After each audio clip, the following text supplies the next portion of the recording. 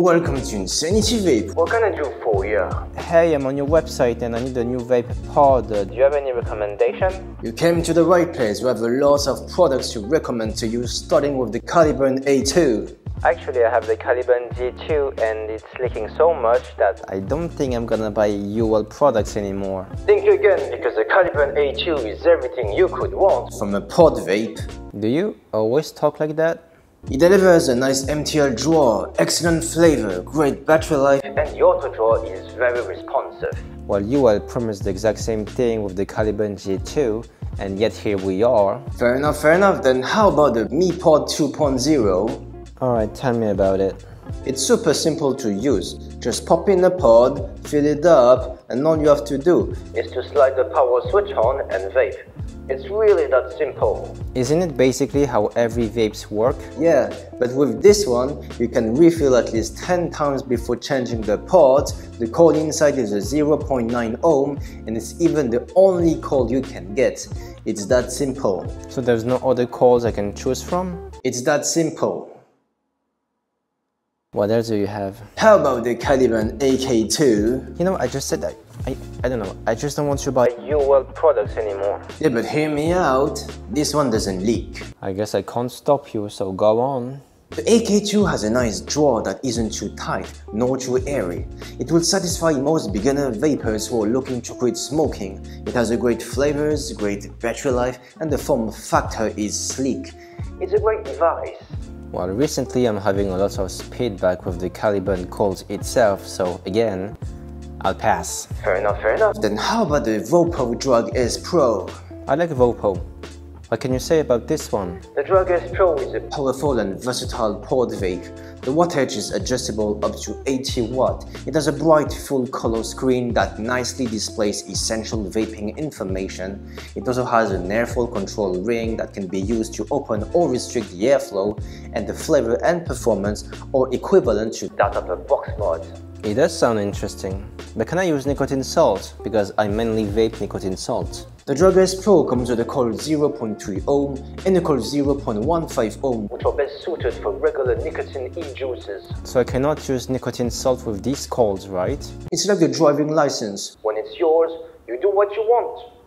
Okay, that's not really ethical, but whatever. What else do you got? How about the Smok Nord 50? I'm listening. It comes with a coil 0.6 ohm and a coil 0.23 ohm. But again, these coils are not suitable for nicotine salt, right? No, they are not. Why are you asking? Well, never mind. What else do we got? How about the Vaporesso XROS Mini? I'm listening. It is Vaporesso's smallest and most portable pod device. It is sleek, ultra portable, and light. Alright, go on.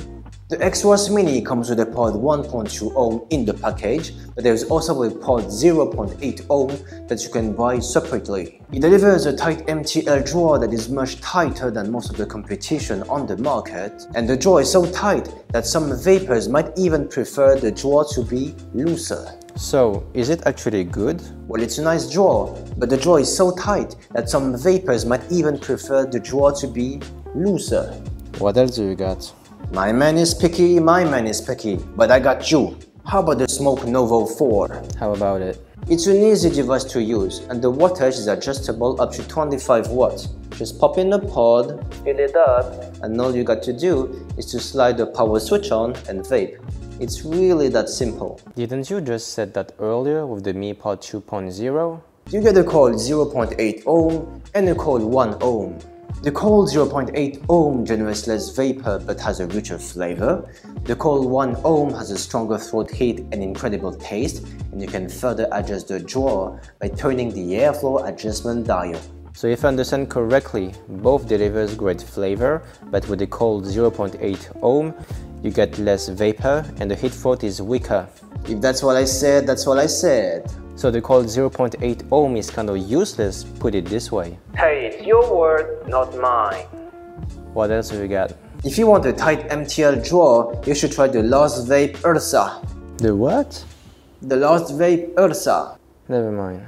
In the box you get the pod 0.8 ohm with a 2.5 milliliter liquid capacity. There's also a pod 1.2 ohm that you can buy separately. But both pods perform very similarly and they can both be used with regular juices or nicotine salts. So what's the benefit of buying a coil 1.2 ohm if they are both similar? It's for nicotine salts, but they both can be used with regular juices or nicotine salts.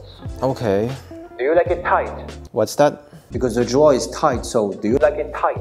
I like it tight, but whatever. What else do you got? I also have the Vaporesso ZERO 2 that you can try. I'm listening. The Vaporesso ZERO 2 is a pod vape that is as easy as one can be.